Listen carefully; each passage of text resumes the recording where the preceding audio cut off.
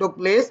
पहले तो Heraclius prepared his army and Prophet sallallahu alaihi wasallam came to know about him. Prophet sallallahu alaihi wasallam के अपने spice होते थे, caravan आते जाते थे सीरिया के साथ, तो Prophet sallallahu alaihi wasallam का रिलेशन मदीना वालों का बड़ा स्ट्रॉन्ग था, ट्रेड रिलेशन.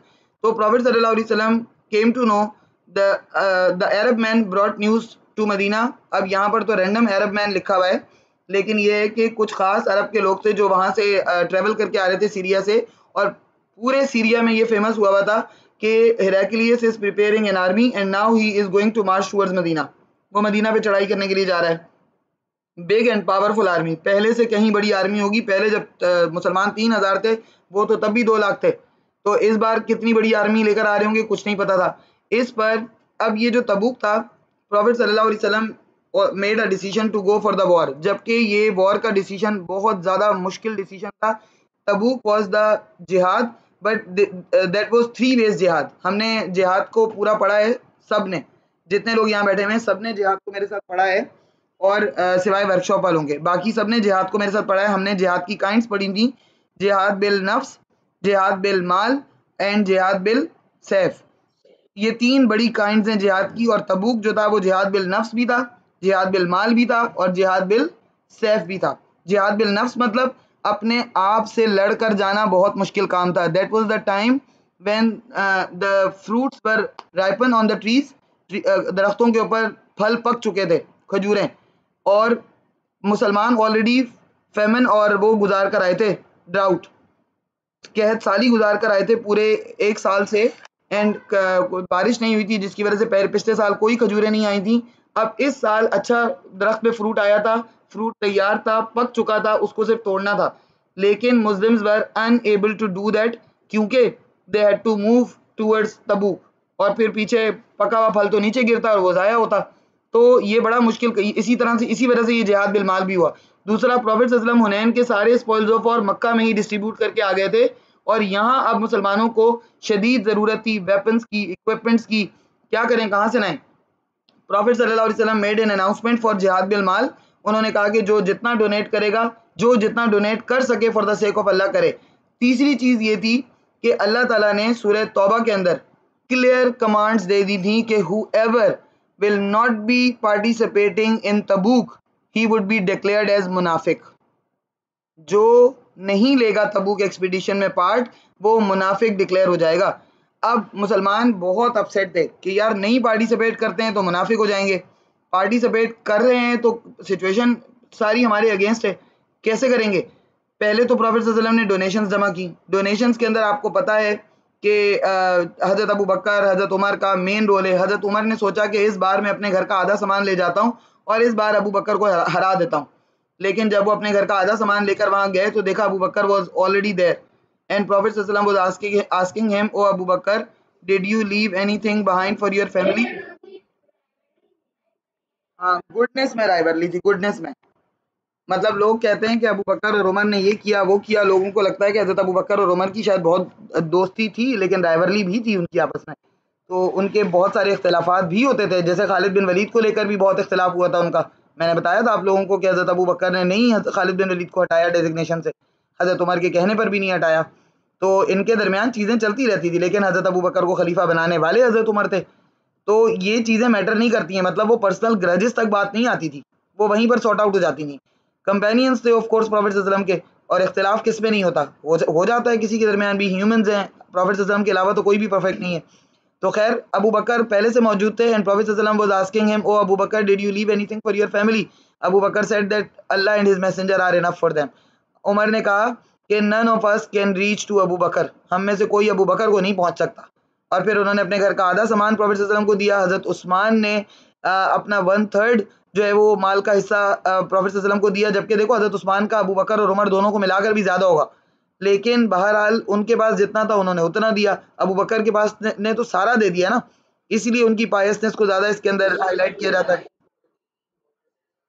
हाँ, आप 1/3 भी लिख देंगे काफ़ी है. मतलब इस तरह से ना, अबू बकर ने पूरा, उमर ने आधा और उस्मान ने 1/3.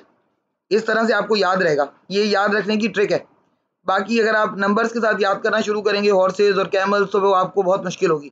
और आप फिर उस्मान के वर्चूज़ में भी लिख सकते हैं इसको, अबू बकर के वर्चूज़ में भी लिख सकते हैं, और उमर के वर्चूज़ में लिख सकते हैं. ठीक है, आपके पास डबल मतलब कोट मिल रही है आपको। फिर उसके बाद प्रॉफिट सल्लल्लाहु अलैहि वसल्लम ने ये सारा जमा किया, 30,000 सोल्जर्स वर प्रिपेयर्ड, 30,000 की आर्मी प्रिपेयर की प्रॉफिट सल्लल्लाहु अलैहि वसल्लम ने टू मार्च टूवर्ड्स तबूक, मतलब सीरिया।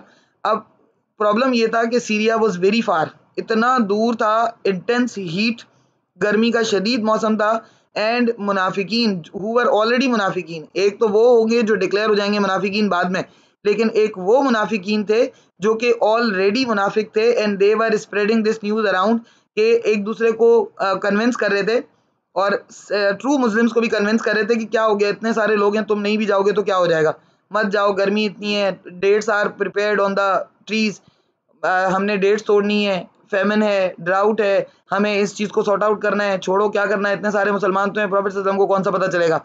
उनमें से जो विदाउट एनी रीज़न एक कंपेनियन थे जो कि ही वाज नॉट अ मुनाफिक, but he decided not to go because of his complacency, complacent हो गए वो, मतलब ऐसे ही कि बस ऐसे ही नहीं गए। काब बिन मालिक, इनका नाम आपने ज़रूर मेंशन करना है। काब बिन मालिक ने डिसाइड किया कि मैं नहीं जाता, मतलब उन्होंने पहले सोचा मैं कल ज्वाइन कर लूँगा, उन्होंने कहा मैं परसों ज्वाइन कर लूँगा, ही वॉज डिलेइंग इट, और डिले करते करते करते वो गए ही नहीं। मतलब ये नहीं कि उन्होंने कोई पक्का इरादा कर लिया था कि मैं नहीं जाऊँगा, उन्होंने कहा कि मेरे पास तो वैसे भी बहुत फास्ट हॉर्स है, काब बिन मालिक, ही थॉट कि मेरे पास तो बहुत फास्ट हॉर्स है, I can join them later on, मैं बाद में ज्वाइन कर लूँगा, मैं थोड़ी देर बाद चला जाऊँगा। जैसे हम नमाज के लिए करते हैं ना, शैतान जब एक इंसान के ऊपर आ जाता है तो वो फिर बंदा रह ही जाता है। फजर की नमाज में कभी नोट करना, जस्ट डिसाइड कि मैं 5 मिनट बाद उठ के नमाज पढ़ूंगा या पढ़ूंगी, फिर तुम देख लेना तुमने नमाज पढ़ ली, क्योंकि वो 2 मिनट 3 मिनट 5 मिनट, वो फिर रोशनी होने के बाद ही आँख खुलती है, वो फिर रोशनी होने लगती है, रोशनी हो जाती है तब आँख खुलती है। तो काब बिन मालिक ने भी सिर्फ डिले किया, उन्होंने कहा मैं कल ज्वाइन कर लूँगा, मैं इनको जाने दो, मैं परसों ज्वाइन कर लूँगा।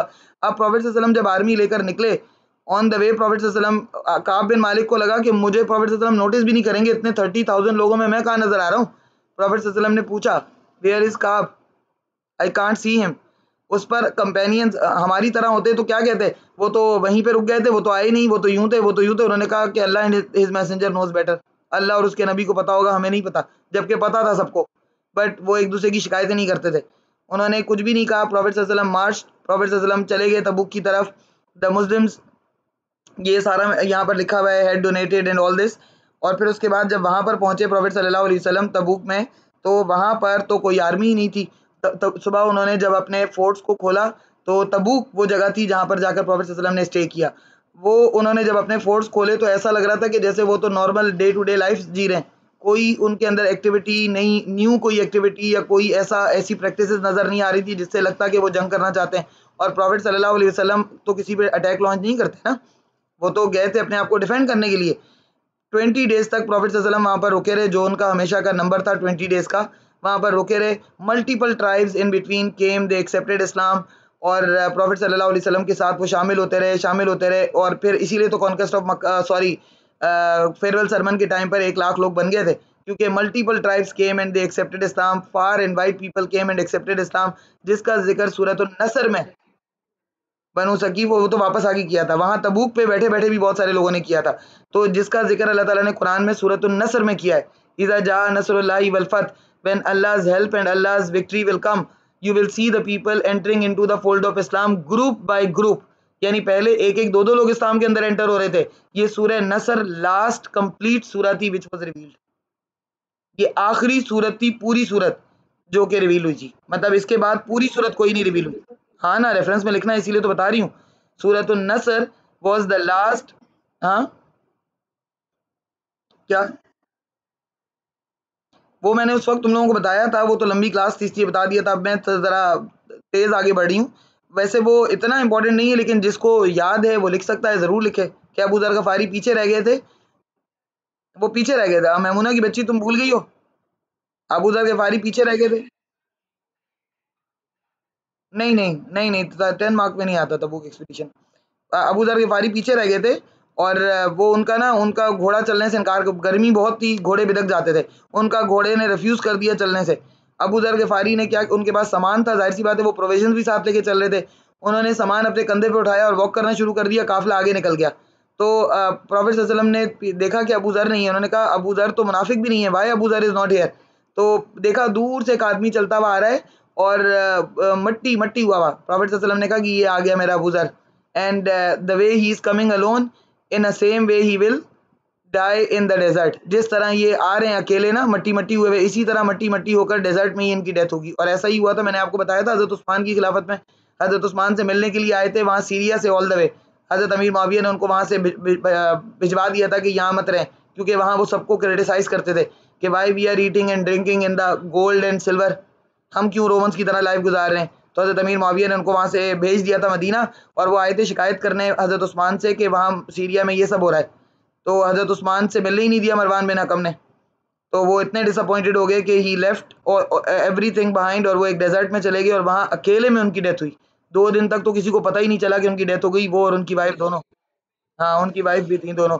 तो लेटर ऑन प्रॉफेट सल्लल्लाहु अलैहि वसल्लम प्रेडिक्शन केम ट्रू, कि वो जो ऑफ कोर्स प्रॉफेट सल्लल्लाहु अलैहि वसल्लम की all the predictions came true. खैर तबूक हुआ खत्म, प्रॉफेट सल्लल्लाहु अलैहि वसल्लम केम बैक, वापस आए तो बनु हवाज़न बनु सकीफ केम, दे एक्सेप्टेड इस्लाम। वो जो प्रॉफेट सल्लल्लाहु अलैहि वसल्लम ने दुआ की थी उनके लिए, इट आल्सो केम ट्रू। सूरत अन-नसर वाली आप ज़रूर लिखेंगे, वो जो वो थी। यहाँ प्रॉफेट सल्लल्लाहु अलैहि वसल्लम ने तबूक से वापसी पर सम लाइक मुनाफिकीन they tried to attack murder attempt on prophet सल्लल्लाहु अलैहि वसल्लम, लेकिन प्रॉफेट सल्लल्लाहु अलैहि वसल्लम को पता चल गया था, अल्लाह ताला ने बता दिया था। प्रॉफेट सल्लल्लाहु अलैहि वसल्लम ने हुज़ैफा बिन यमान को बुलाकर 19 लोगों की लिस्ट बनवाई हु आर डिस्क्लोज्ड एज मुनाफिकीन, बट प्रॉफेट सल्लल्लाहु अलैहि वसल्लम ने उसको सीक्रेट रखने को कहा कि किसी को बताना नहीं। हुज़ैफा बिन यमान ने उसको सीक्रेट रखा, कभी नहीं बताया। फिर प्रॉफेट सल्लल्लाहु अलैहि वसल्लम ने मस्जिद ज़र्रार को तोड़ा, वो क्या थी, किसी को पता है? हाँ, मुनाफिकीन ने एक मस्जिद बनाई थी ना, उस प्लॉट करते थे वहाँ बैठकर, और उसको मस्जिद का नाम दिया हुआ था जबकि वो मस्जिद नहीं थी। और वो मस्जिद ज़रार को प्रॉफेट सल्लल्लाहु अलैहि वसल्लम ने डिमोलिश करके, और इस ज्यूज मुनाफिकीन जो है ना, वो ज्यूज के साथ मिलकर वहाँ बैठ के साजिशें करते थे। मस्जिद नहीं थी वो, बेसिकली उनका अड्डा था। हाँ बेटा उमना,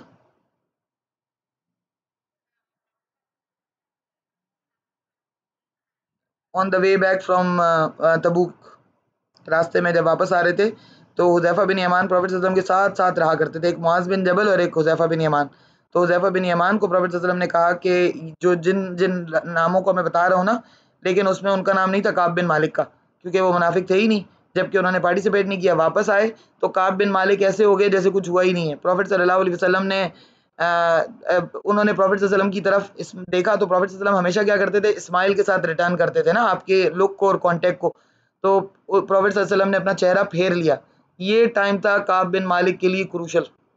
जब प्रॉफेट सल्लल्लाहु अलैहि वसल्लम ने अपना फेस टर्न कर लिया, काब बिन मालिक बहुत परेशान हो गए, और फिर सारे कंपेनियन ने उनके साथ ऐसे ही ट्रीट करना उनको शुरू कर दिया। 1 महीने तक none of them talk to him, किसी ने उनसे बात नहीं की। काब बिन, इस सूरत का नाम सूरह तौबा है ही काब बिन मालिक की तौबा एक्सेप्ट होने की वजह से। काब बिन मालिक इस कदर अपसेट हो गए कि उन्होंने कहा कि मुझे ना इस पिलर के साथ बांध दो और मुझे इतना मारो कि मेरी डेथ हो जाए, लेकिन मैं जो है वो मुझे मेरे साथ ये बिहेवियर नहीं रखो। प्रॉफेट सल्लल्लाहु अलैहि वसल्लम ने काब बिन मालिक से पूछा कि क्यों नहीं गए थे?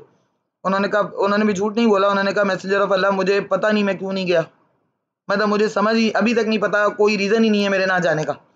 तो प्रॉफेट सल्लल्लाहु अलैहि वसल्लम ने 1 महीने तक अल्लाह ताला ने कोई वर्सेस नाज़िल नहीं की, कुछ नहीं बताया। प्रॉफेट सल्लल्लाहु अलैहि वसल्लम कम पे वो सुबह से लेकर रात तक भूखे प्यासे मस्जिद नबी में बैठे रहते, कोई उनसे बात नहीं करता, कोई उनको देखता नहीं। और फिर फाइनली 1 महीने के बाद सूरह तौबा की वर्सेस नाज़िल हुई, जिसमें अल्लाह ने कहा कि दे आर नॉट मुनाफिकीन, मतलब अल्लाह ताला ने डिस्क्राइब कर दिया कि काब बिन मालिक मुनाफिकीन में से नहीं है, मतलब नाम नहीं दिया लेकिन बता दिया कि there are some people who did not participate in the Tabuk expedition due to complacency, but they are not मुनाफिकीन। तो अल्लाह एक्सेप्टेड देयर क्या कहते हैं, Allah accepted their forgiveness and Allah forgive them. जिस पर अल्लाह ने फॉरगिव किया तो काब बिन मालिक एक दिन सुबह आए, एज यूजुअल उनको लगा सब मेरे साथ ऐसे ही बिहेव करेंगे। वो आए तो उन्होंने प्रॉफेट सल्लल्लाहु अलैहि वसल्लम को देखा, प्रॉफेट सल्लल्लाहु अलैहि वसल्लम वाज स्माइलिंग। वो लोट-पोट हो गए ज़मीन के ऊपर, उन्होंने कहा कि अल्लाह ने मेरी तौबा लगता है कबूल कर ली, रेवलेशन मेरे लिए आ गई। और प्रॉफेट सल्लल्लाहु अलैहि वसल्लम ने फिर वर्सेस बताई कंपेनियंस को, एंड दे ऑल कांग्रेचुलेटेड काब बिन मालिक के अल्लाह ने इनकी तौबा कबूल कर ली है, and he was a righteous companion, कोई डाउट नहीं है उनके बारे में। लेकिन बहरहाल ये इंसिडेंट हुआ था।